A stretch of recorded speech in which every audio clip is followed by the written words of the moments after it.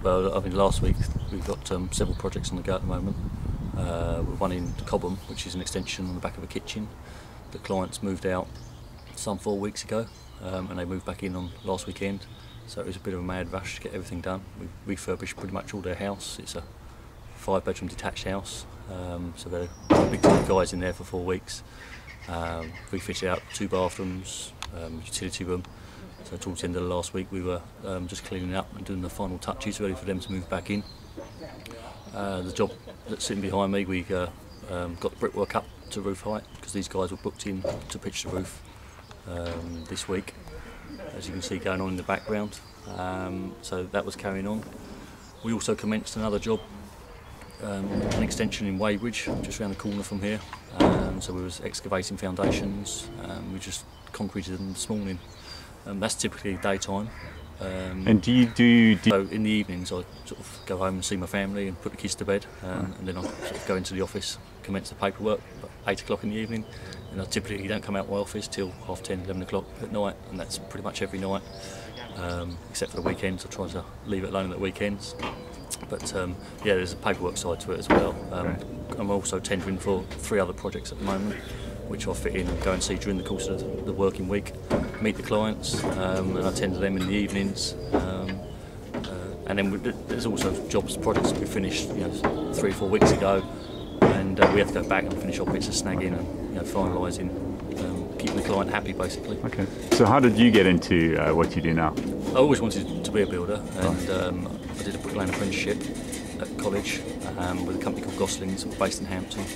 I worked on sort of larger sites. I then stayed on at college and did a HNC. So I was typically at college for 6 years, from start to finish. The HNC was day release and 1 evening a week, so I used to work during the day and then go there in the evening. I then stayed on with the company. I became a site manager with the company. They moved me up to site manager. I started running small projects up to sort of 250,000.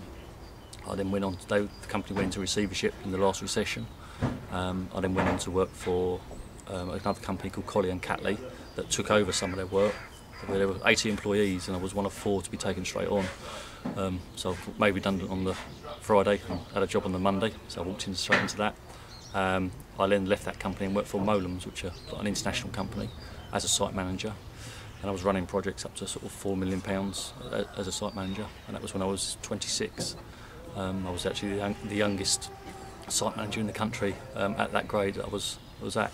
But I decided I wanted to leave that and do something for myself.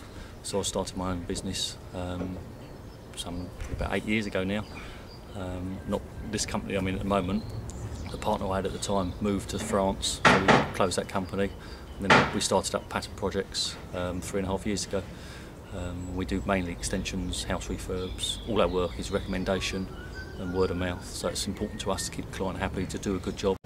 I think if we were going to look for someone that's looking to get into the industry, we just look for someone who's going to be typically hard working. We need reliability as well, because it's not always easy to get up when there's frost on the ground and it's cold and it's wet.